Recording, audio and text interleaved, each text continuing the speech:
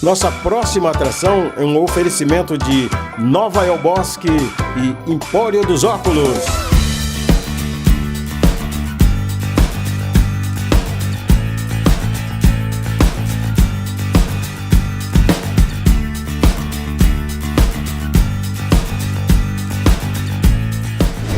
De Olho em Tu, o meu, o seu, o nosso canal de informação.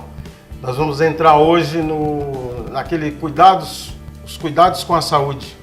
E hoje eu estou visitando aqui o consultório da Beth. Beth de quê? Beth Guazelli, Maria Elizabeth Guazelli. Esse Guazelli de onde? É italiano, claro, sono italiana próprio. Ah, tá bom. Beth, qual é a sua formação? Eu sou fisioterapeuta, me formei na PUC de Campinas em 1982, e aí eu fiz um mestrado e um doutorado em saúde pública pela USP e tenho uma pós-graduação em acupuntura. Você recebe aqui as pessoas procurando uma solução para o problema que ele tem. Quais são as queixas mais corriqueiras que você recebe aqui no campo da fisioterapia? Bom, por um lado, uma das procuras está pautada na questão da dor. A dor é um agente limitante da nossa vida cotidiana. Essa dor, ela pode ter múltiplas origens. Ela pode ter uma origem mecânica, ela pode ter uma origem funcional, ela pode ter uma origem neural, ela pode ser resultado de um desequilíbrio psíquico, mas em geral ela é a somatória de todos esses eventos que resultam numa limitação da função. Então a dor ainda é um dos aspectos que trazem a pessoa em busca da fisioterapia. Mas a fisioterapia é muito mais ampla, né? Então, grande parte das disfunções que nos chegam também são aquelas decorrentes de desordens neurológicas, desordens respiratórias. Então, não necessariamente uma dor, mas uma dificuldade. Por exemplo, uma dificuldade ligada a uma doença neurológica, como um acidente vascular, encefálico, uma lesão medular ou outras lesões de caráter neurológico. Mas também a gente acaba atendendo pessoas que têm disfunções respiratórias, como os quadros brônquicos ou outras situações que levam a dinâmicas que interferem no dia a dia da pessoa. Você falou aí dos males neurológicos, uma pessoa que teve um problema de AVC e tal. Essas pessoas que que acometeram esses problemas, ela precisa de um encaminhamento daquele especialista para você? Não necessariamente. O fisioterapeuta é um profissional de primeira consulta. Então, porque a gente não está lidando só com a questão da doença. A gente lida com uma desordem cinético-funcional, ou seja, uma desordem da motricidade. Claro que em muitos casos a gente solicita uma avaliação e um diagnóstico clínico, quando alguma situação está associada a uma patologia. Mas às vezes não, às vezes a desordem motora que a pessoa apresenta, ela está muito mais ligada a uma forma com a qual ela vem lidando durante a vida dela com o corpo. Veja que a experiência que a gente tem com o próprio corpo é uma experiência que se inicia talvez ainda dentro da vida intrauterina. A vida intrauterina é um momento muito importante da construção do nosso eu e da nossa imagem corporal. Então, a vida intrauterina e o primeiro ano de vida são decisivos no nosso desenvolvimento. Então, muitas vezes nós carregamos dificuldades motrizes que foram produto de uma defasagem lá no primeiro ano de vida. Ou então em algum outro momento da nossa vida motora. Então a fisioterapia muitas vezes ela tem que descobrir onde é que houve uma defasagem motora ou motriz, amplificando o tema, que levou a desordens. Então, por exemplo, Júlio, às vezes uma pessoa tem uma tendinite de ombro. Isso é um diagnóstico clínico. Para o fisioterapeuta não basta saber da presença dessa tendinite, mas é importante descobrir quais foram as diferentes demandas e situações que produziram um desequilíbrio corporal que vulnerabilizaram para essa tendinite. Pois é, aí eu chego a uma conclusão seguinte, então o seu trabalho, ele é de uma forma que eu interpretei pelo conhecimento que eu tenho, que já li alguma coisa aqui ouvindo você, é que você trabalha muito com ajudando o ser humano a equilibrar entre o que esse corpo pode fazer e deixar a mente satisfeita com esse corpo, o que esse corpo está fazendo, é isso? Com certeza.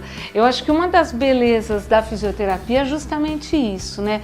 Nós trabalharmos tão próximo e tão intimamente com um objeto que é o nosso corpo, que traz em cada pedacinho dele um pouco da sua história de vida.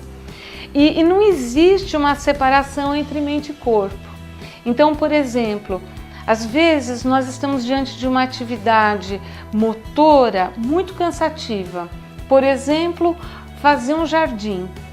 Mas se você tem prazer nesse fazer, se você tem um encantamento nessa ação que o teu corpo permite fazer, se isso produz prazer, o ônus que o teu corpo cobra é muito menor do que se você estivesse talvez fazendo uma atividade menos motora, menos intensa, mas menos prazerosa.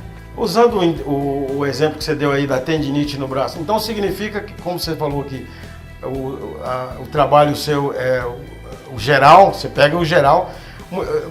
Essa pessoa que estava com a tendinite, pode ser que a emoção dela era muito... emocionalmente ela estava fraca e o lado mais fraco era o braço. Então por isso que essa tendinite se alojou nele, não? A gente pode dizer desse jeito, sim.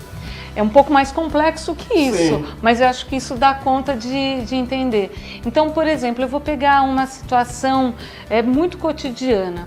É muito comum a gente ver bancários, principalmente naqueles que trabalham com caixa, desenvolvendo tendinites, síndrome do túnel do carpo, etc.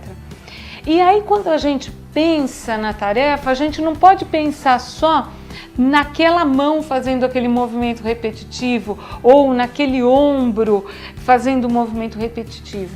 Na verdade, esse rapaz ou essa moça, quando estão fazendo esse trabalho dentro de um banco, eles estão sobre uma tensão, sobre uma pressão que é psíquica interna e externa. Como é que você vê os tratamentos alternativos, a forma convencional de tratamento de saúde? Bom, Júlio, eu acho que o processo de saúde, doença, adoecimento e cura é uma angústia que acompanha o ser humano desde o seu primórdio. O ser humano, durante toda a existência antropológica da vida humana, busca uma solução para essa questão que é saúde. Na nossa, a saúde ela é fundamental, afinal de contas, o trabalho ocupa um ponto muito central na vida humana, principalmente na sociedade ocidental, e a saúde é aquilo que nos garante o poder de estar no mundo tendo um papel social que é do trabalho. Uma pergunta que eu quero fazer para você também. Por exemplo, qualquer sofá me incomoda. Alguns bancos de carro. Você acha que as indústrias, por exemplo, os pedais de um carro para o motorista locomover com ele, então, você acha que as indústrias estão preocupadas com os males que esses utensílios aí mal projetados, você acha que ele tem uma preocupação com relação aos males que isso pode trazer ao físico das pessoas? Júlio, talvez agora um pouco mais do que a gente já assistiu em outros momentos. Mas, Júlio, existe uma coisa que a gente precisa começar a pensar, né? Os seres humanos, eles são diferentes na sua resolução corpórea. Então, as expressões, as dinâmicas corporais, elas diferem de um indivíduo para o outro. Então, um utensílio que para você pode ser absolutamente confortável, para mim pode ser péssimo. Por quê? Porque o nosso corpo tem dinâmicas motoras que são muito específicas, ou seja, a forma com a qual a gente se move no mundo, ela é resultado de uma série de dinâmicas. Então, biotipo, experiências motoras, etc. Então, um recurso que para você, por exemplo, um banco de automóvel, que para você é confortável, pode não ser para mim. Agora, vamos pensar no teu cotidiano, no teu sofá de casa, que talvez você nunca mais tenha sentado depois da segunda ou da terceira vez que você teve dor nas costas. Também o corpo humano pode passar por processos adaptativos que te permitam circular entre vários ambientes sem ter dor ou sem ter incapacidade. Muito do papel do fisioterapeuta é isso. Então nós temos técnicas como liberação miofascial, alongamentos, etc., que permitem que essas regiões corpóreas sejam liberadas.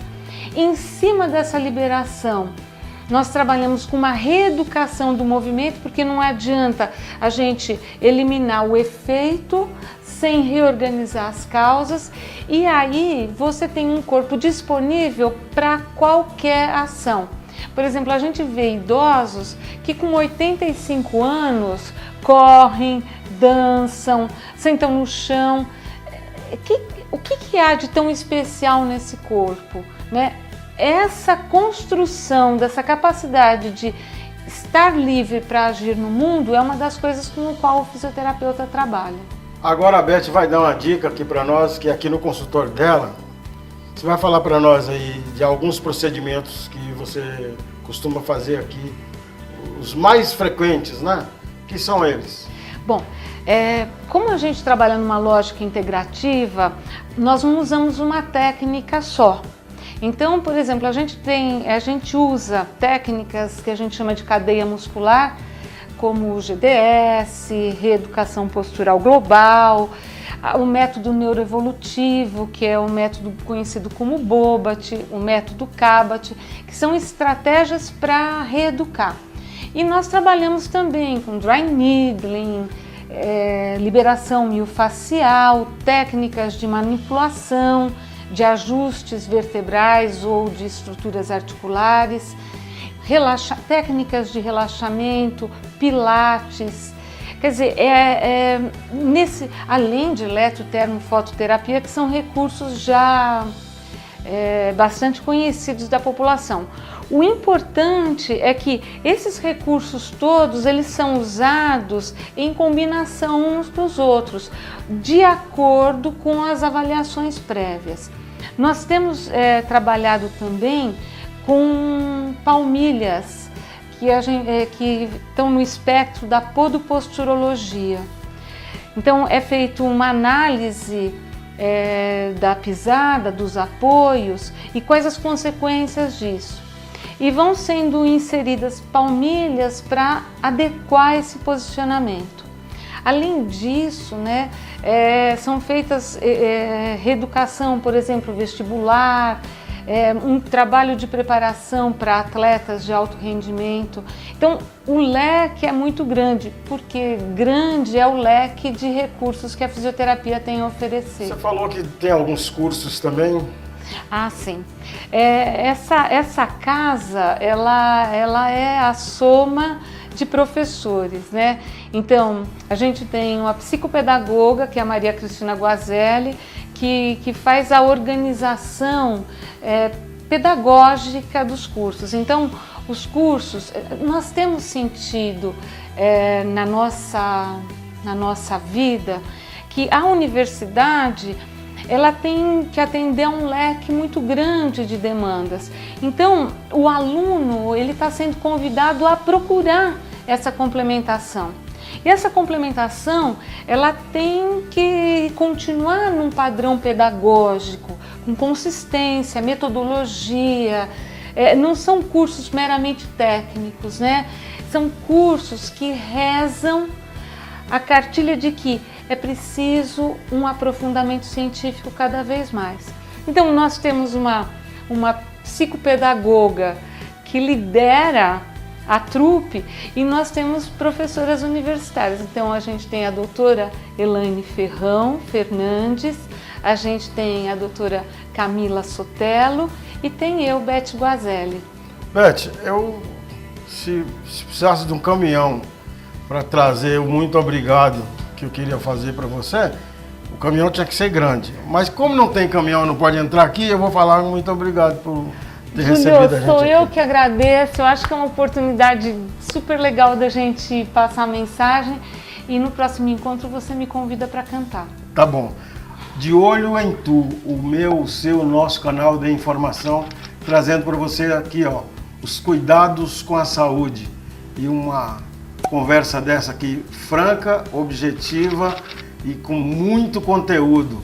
Pode aguardar que vem mais por aí.